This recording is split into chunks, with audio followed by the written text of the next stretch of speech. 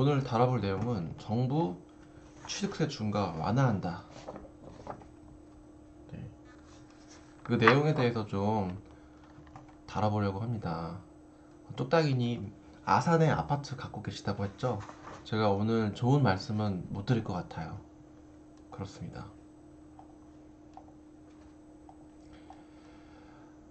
자, 어디 볼까요? 9시에 딱 분석을 해보려고 합니다. 9시까지 기다렸다가 해볼게요. 채팅을 자유롭게 하고 계시면 좋을 것 같아요. 너무 준비 없이 하는 거라 제가 요즘 바빠가지고 영상을 못 찍어서 라이브라도 해서 이렇게 구독자분들이랑 소통을 하려고 그러고 있습니다. 네.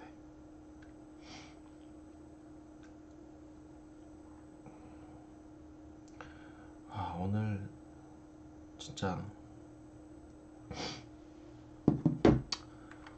진짜 정부가 이런 발표를 하는 날이 오네요. 신기하죠?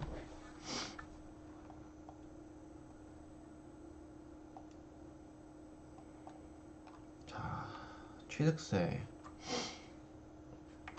오늘 정부 취득세 완화에 대해서 얘기를 해볼게요. 좀 시장을 나눠서 볼까요? 아파트, 오피스텔, 빌라, 그 외. 한번 볼까요? 몇 분 들어오셨죠? 20분 들어오셨으니까 바로 한번 시작을 해볼게요. 이거 끄고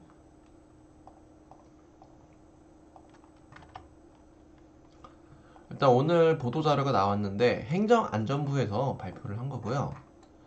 제가 원문을 이렇게 다운을 받아놨어요. 그게 요 내용인데 저는 솔직히 이게 좀 믿기지 않았어요. 정부가 벌써 취득세를 완화한다고? 진짜 대단한 것 같아요. 네. 요거를 잠깐 좀 켜고 자, 하나씩 읽어보겠습니다. 행정안전부 장관은 12월 21일 다주택자 취득세 중과를 완화한다고 발표하였다. 뭐 다 아는 내용이죠. 지금 이제 세율이 12%예요. 다주택자들은 12%고 1주택자나 돼야 이제 1%에서 3% 요때가 됐고요. 2주택자도 사실은 움직이기가 굉장히 힘들었어요. 일시적으로 하는 것도 내 집이 팔려야지 뭘 하는 건데 어쨌든 이런 상황이어서 너무 과중하다라고 얘기를 하는 거죠. 그래서 3주택 이상은 현행 대비 50%를 인하하기로 하였다. 그게 얼마냐면 2주택자는 그냥 중과 없다 라고 보시면 되고요. 3주택부터 조정대상 지역이면 6%, 법인 4주택이면 6% 라고 바뀐 거예요. 많이 낮아졌죠. 저는 다주택자의 입장이잖아요. 솔직히 6% 정도면은 저는 등기 칠 것 같아요. 어디가 됐든 투자할 곳이 있다면 투자할 것 같은데요. 2020년도였나요? 일시적으로 그 다주택자가 취득세가 4.6%이던 때가 있었어요. 저는 그때도 괜찮다고 보고 두 개 정도 주택을 구입을 했었거든요. 그러고 있다가 몇 개월 안 있다가 710 대책이 터지면서 13%가 되면서 그 뒤로는 주택 취득을 못 했는데 4%, 6%만 돼도 내가 조금만 오르면 10%만 오르면은 먹을 게 있기 때문에 그 투자자들이 들어올 것 같다라는 생각이 들었어요. 어, 근데 문제는요. 지금 지금 문제는요. 이 시장 중에서 아파트, 오피스텔, 빌라 그 외 중에서 투자할 만한 게 뭐가 있냐라는 거죠. 아파트요. 지금 급락하고 있어요.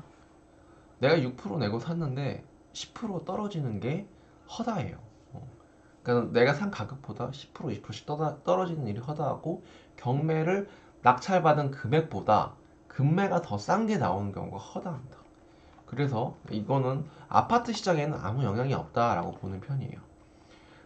분양권 시장은 좀 영향이 있을 것 같아요. 그건 뒤에서 말씀을 드리겠지만 분양권은 좀 금매는 좀 사라지지 않을까 이런 생각이 들었어요.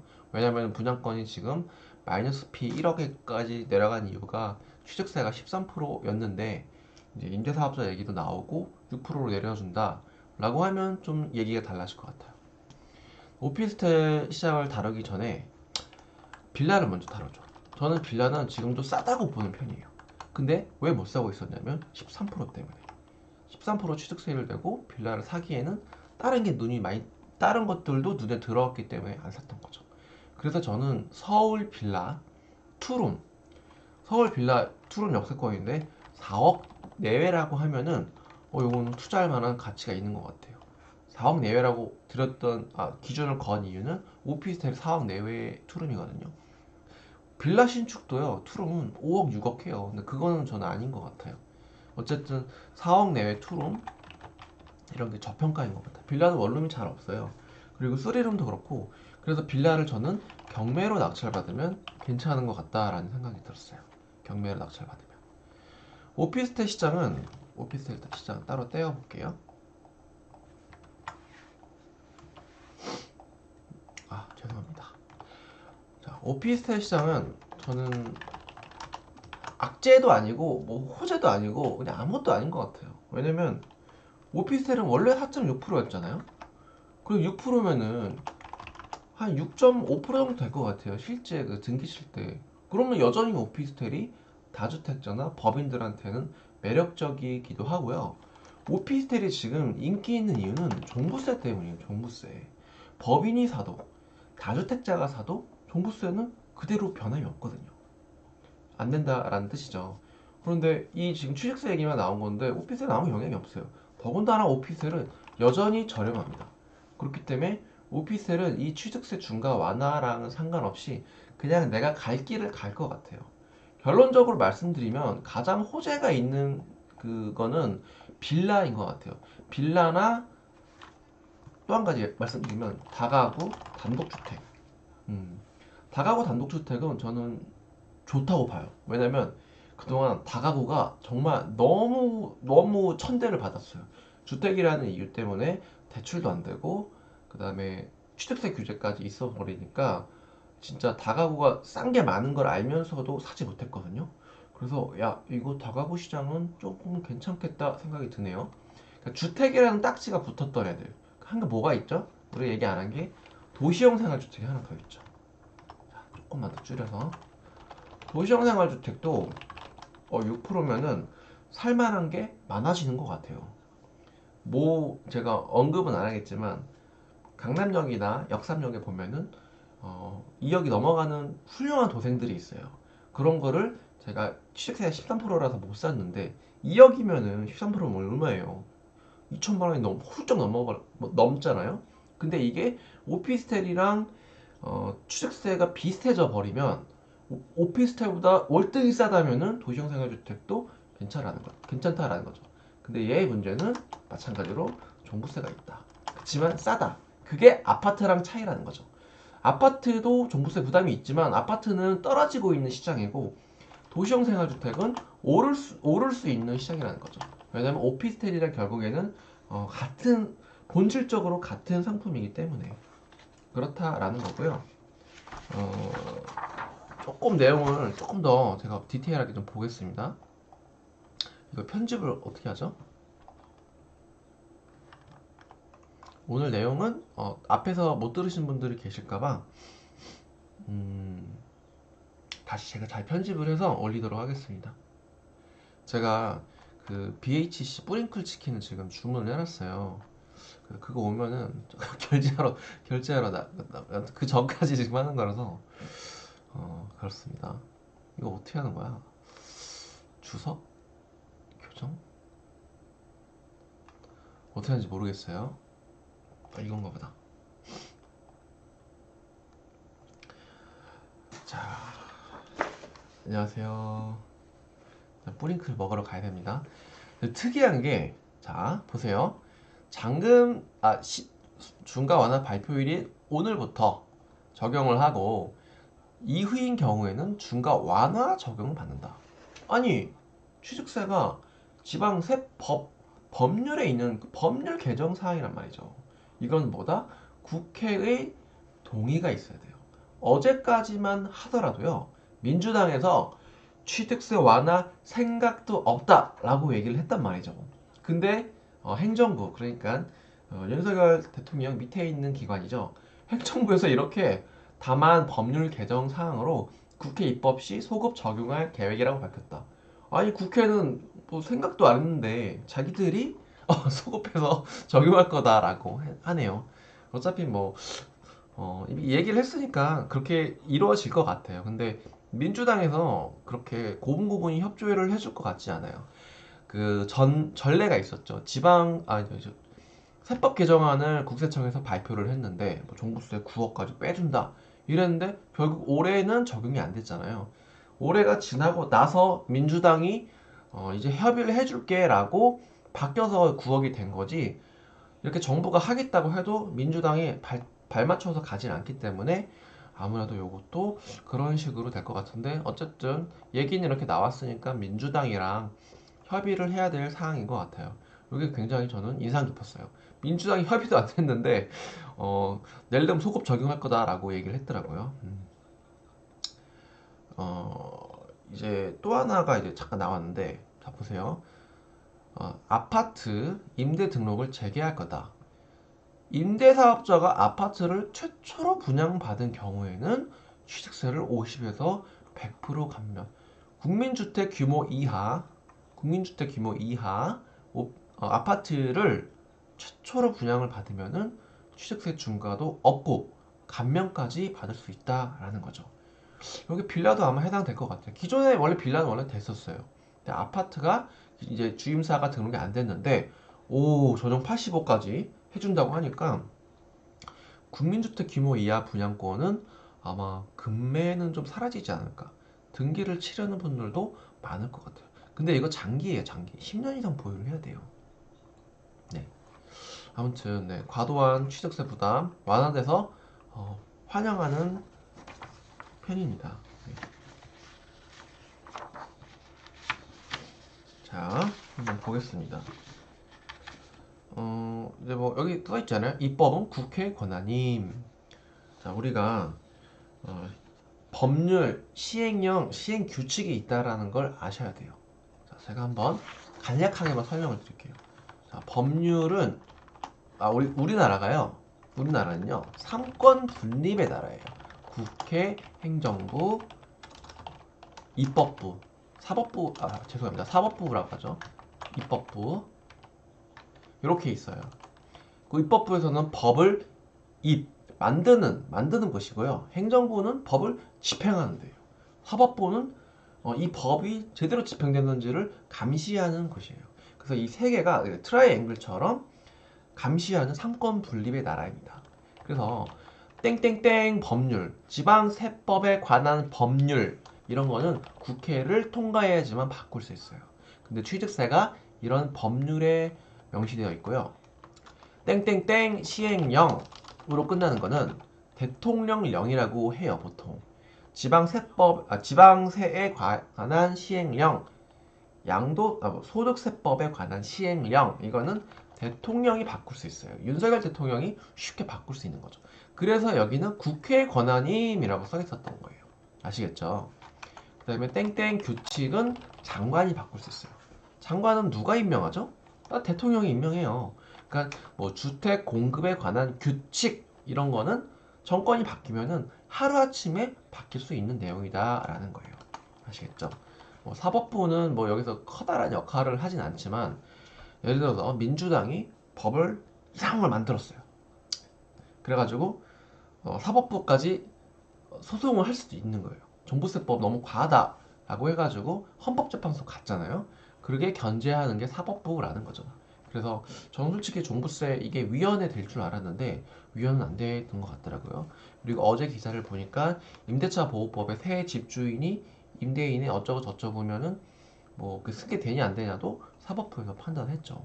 근데 이 지금 지방세법은 국회에 있기 때문에 요거는 좀 내용을 봐야겠다라는 거죠.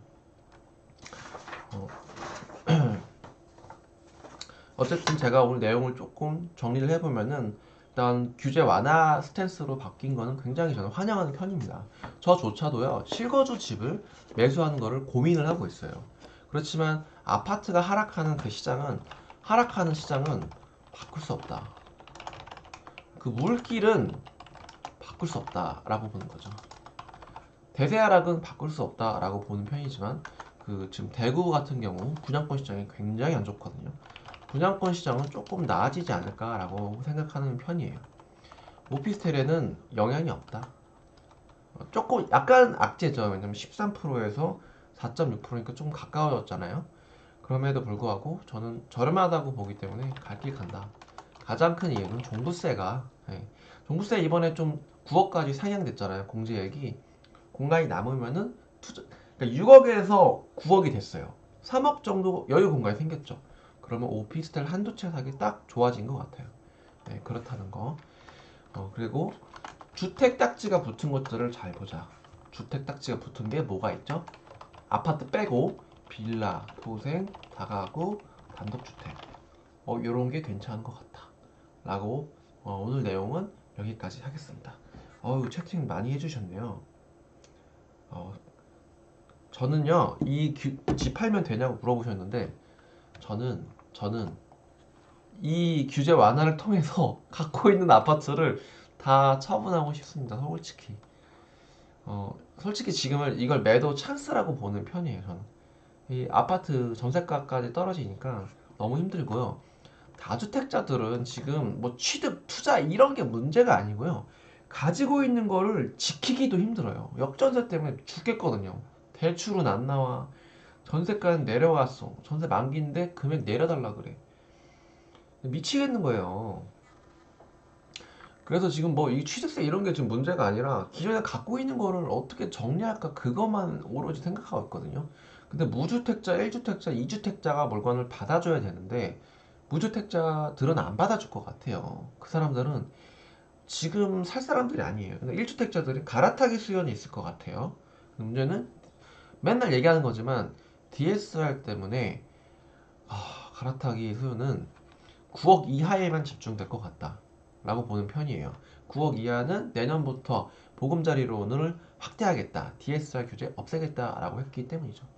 하여튼 얘기가 좀 샜는데 어쨌든 1주택자, 2주택자들은 지금 사기가 쉽지 않고 다주택자들은 지금 발등에 불이 떨어져서 취득은커녕 돈 구하느라고 바쁩니다. 투자할 돈이 없어요 사실. 왜냐면 역전세 메꾸느라 바쁘거든요. 그렇습니다. 그래서 저는 이런 것들을 좀 눈여겨보시자. 오피스텔, 주택 딱지가 붙은 것들. 네. 아무튼 오늘 내용은 여기까지이고요. 제가 요즘 좀 바쁩니다. 강의를 준비하고 있는데 교재를 좀 한 번에 이제 뭐 좀 예쁘게 좀 만들어 보려고 하다가 하는데 자꾸 규제가 또 풀리고 막 법이 바뀌니까 그걸 또 수정하고 이러느라고 바쁘고요. 또 단기 임대를 좀 세팅하고 있느라 좀 바쁜 편이에요. 어쨌든 오늘 영상은 여기까지고 내용이 유익하셨다면 좋아요, 구독, 알림 설정. 그만 안 했다. 가장 중요한 거 빼먹네. 이번 주 금요일부터 강의가 시작이 됩니다. 그래서 오후 잠깐 홍보. 강남역 오후 7시부터 하고요. 오피스텔 관련된 내용이고 오늘 이번에는 조금 업그레이드해서 부에 대한 센스, 부에 대한 철학, 부자가 되는 그런 방법에 대한 그런 걸 좀 넣어봤어요. 그런 걸 넣어봤고 제가 유튜브에서 다루지 않는 내용들이 많이 나오는데 어떤 내용들이 구체적으로 나오는지 설명을 드리면은 먼저 뭐 부가세라든가 종부세에 대해서 구체적으로 알려드리고 매도 시기에 대해서도 얘기를 합니다. 제가 매도 시기를 그냥 무작정 2년, 3년 이렇게 얘기를 했는데 정확한 매도 금액을 알아내는 방법도 제가 이렇게 알려드리거든요. 거기다가 뭐 방송에는 할 수 없는 불법적인 것들 많잖아요. 업무용으로 바꾸는 거라든가 에어비앤비 이런 내용들을 방송에서는 불법이기 때문에 다룰 수가 없어요. 그래서 그런 것들을 조금 좀 현장에서 알려드리는 편입니다. 가장 중요한 거는 이런 것보다도 그 다른 수강생과 강사와 소통할 수 있는 게 가장 중요한 것 같아요. 이렇게 수업이 끝나면은 저녁에 만나가지고 맥주 한잔 하고 그리고 집에 가고 뭐 스터디도 하고 그러니까요. 궁금하신 분들 있으면 많이들 신청을 해주세요. 잠깐 볼까요?